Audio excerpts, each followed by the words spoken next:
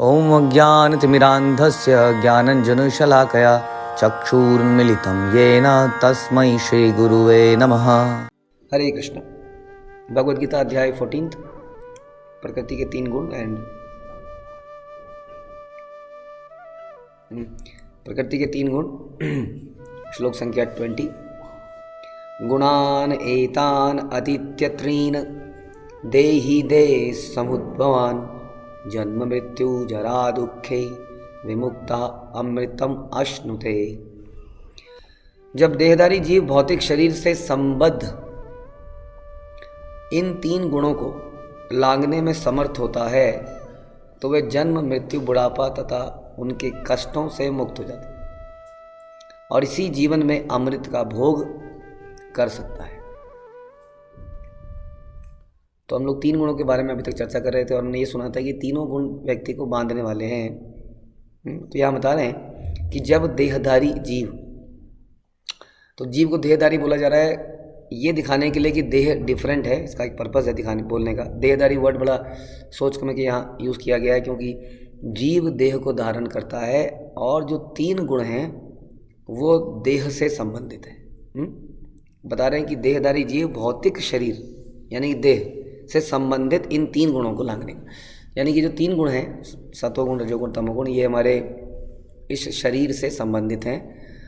इस शरीर के, ये भौतिक शरीर है, इसके बियॉन्ड आध्यात्मिक शरीर हम सबका भी है। उस आध्यात्मिक शरीर में ये 3 गुण प्रभावित हमें नहीं कर सकते हैं। तो हम सुन रहे थे कि कैसे जीवात्मा बहुत ही लघु है, सूक्ष्म है, इसलिए इन्फ्लुएंस हो जाता है, जैसे एक बच्चा इन्फ्लुएंस हो जाता है इन 3 गुणों से और कुछ कर जाता है। तो वो तब तक करता है जब तक वो इस भौतिक देह में है।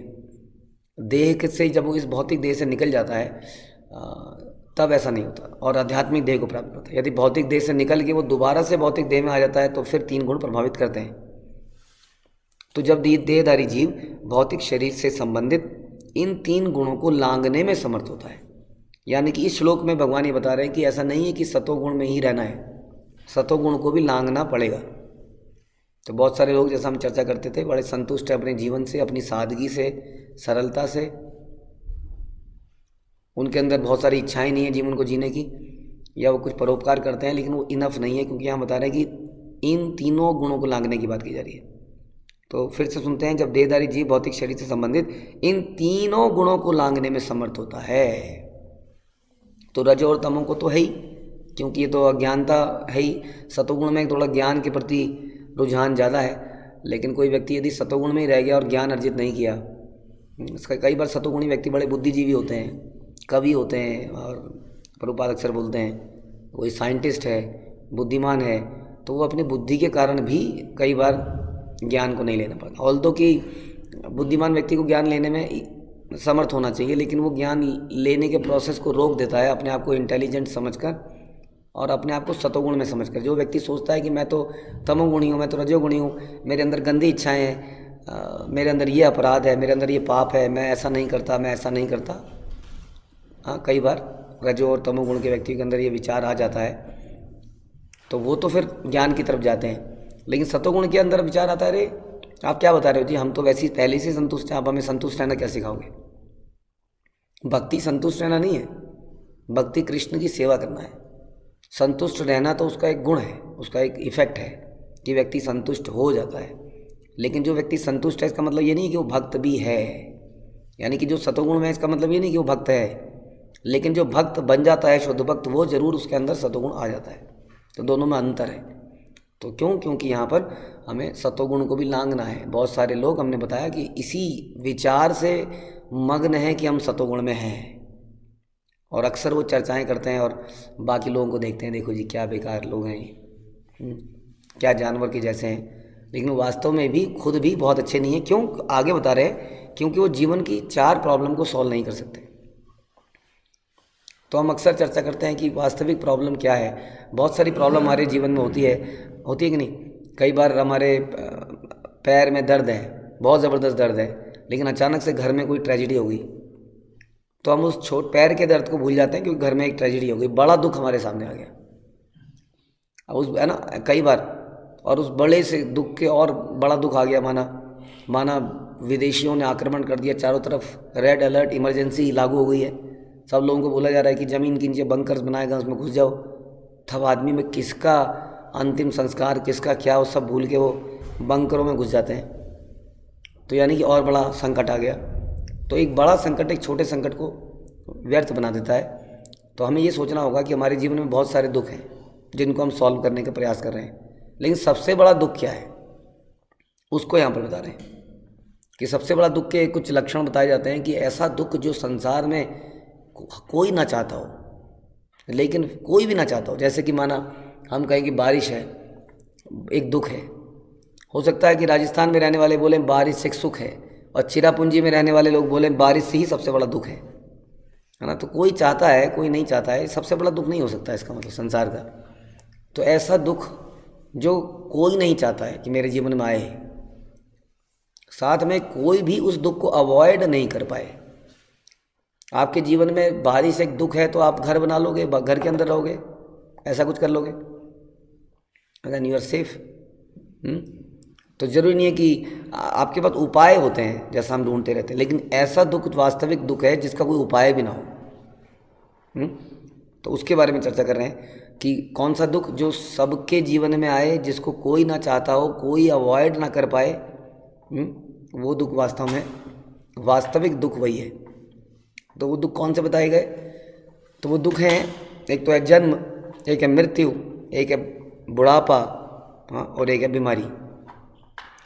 कोई व्यक्ति नहीं चाहता है कि वो बीमार पड़े, कोई व्यक्ति नहीं चाहता है कि वो बूढ़ा हो, कोई व्यक्ति नहीं चाहता है कि वो मृत्यु को प्राप्त करे, लेकिन कोई व्यक्ति ऐसा नहीं है जो इसको अवॉइड कर सके।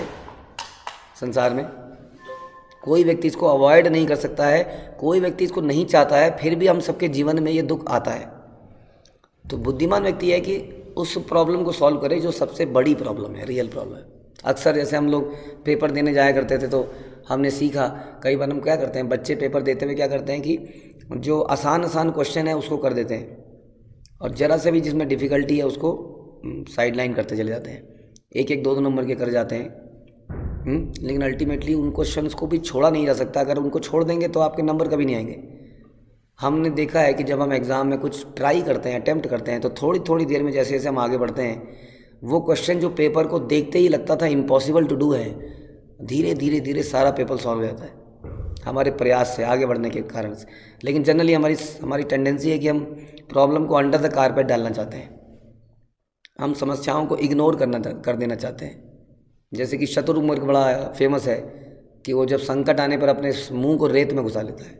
हमारे जीवन में भी हम बड़ी बड़ी समस्याओं को फेस नहीं करना चाहते हैं। उसी तरह से जन्म मृत्यु जरा व्याधि लोगों ने मान लिया है कि ये तो कुछ हो ही नहीं सकता, इसलिए बाकी प्रॉब्लम्स को देखिए। जबकि शास्त्र बताते हैं, यहाँ भगवान बता रहे हैं कि इस प्रॉब्लम का भी सॉल्यूशन है।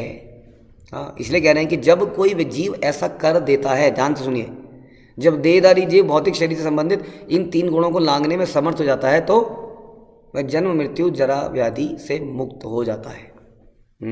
इसका मतलब इनको लांघा जा सकता है। ऐसा नहीं है कि इसका कोई सॉल्यूशन नहीं है। तभी तो भगवान बता रहे हैं कि इनको लांघा जा सकता है। और कैसे? मरने के बाद लांघा जा सकता है या जीते जी? यहाँ बता रहा है इसी जीवन में अमृत का भोग कर सकता है।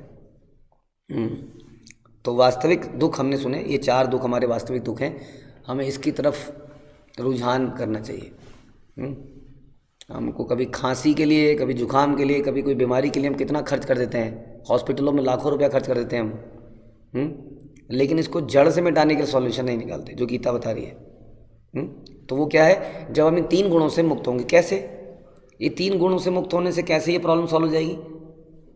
क्योंकि जब भी हम कोई कार्य 3 गुणों के अंडर में करते हैं, वो कार्य के रिएक्शन होते हैं, हमें बांधता है, प्रतिफल होता है।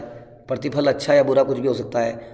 मुख्य बात यह है कि जब प्रतिफल होता है तो हमारा अकाउंट ज़ीरो नहीं होता। जब ज़ीरो नहीं होता तो हमें बार बार इस संसार में आना पड़ता है। समझ में आई बात? कि हम जब भी कुछ करते हैं, चाहे सतोगुण में करें, चाहे रजोगुण में करें, चाहे तमोगुण में करें, माना हमने सतोगुण में दुनिया का बहुत अच्छा कर दिया, तो उसके लिए दोबारा से अच्छा भोगने के लिए, जैसा हमने बताया था कि अभी अंबानी के यहाँ पे जो उनका नाती पोता जो पैदा हुआ या होते रहते हैं, उसने कुछ तो किया होगा, वरना कौन ऐसा भाग्यवान व्यक्ति है जो वहाँ भौतिक रूप से भाग्यवान जो वहाँ पैदा हुआ। तो उसने कुछ अच्छा किया, संसार में पैदा हो। लेकिन क्या ये अंबानीज या संसार में कोई भी रिचेस्ट व्यक्ति के घर में जो बच्चा पैदा होता है, क्या वो अपने मृत्यु को टाल सकता है अपने पैसे से? नहीं। क्या वो बुढ़ापे को, बीमारियों को टाल सकता है? क्या वो बीमार नहीं होगा? क्या वो बीमारी से नहीं मर सकता है? ऐसा पॉसिबल है?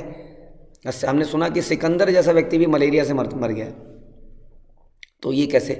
तो इसलिए द थिंग इज़ कि आपको भाग्य तो मिला, लक्ष्मी मिली, पैसा मिला, लेकिन आप इन 4 प्रॉब्लम को सॉल्व नहीं कर पाए, जिसके लिए तीनों गुणों से ऊपर उठना पड़ेगा। जो संसार में व्यक्ति है वो तीनों गुणों से ऊपर नहीं उठ सकता है।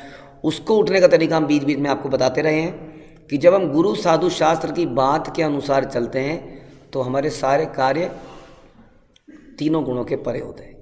बताइए कितना बढ़िया चीज़ है। जो व्यक्ति वास्तव में इन संसार से मुक्त होना चाहता है वो इस बात को सुन के कभी इसके बाद कितना सीरियस लेगा कि यही तरीका है इसको लांघने का।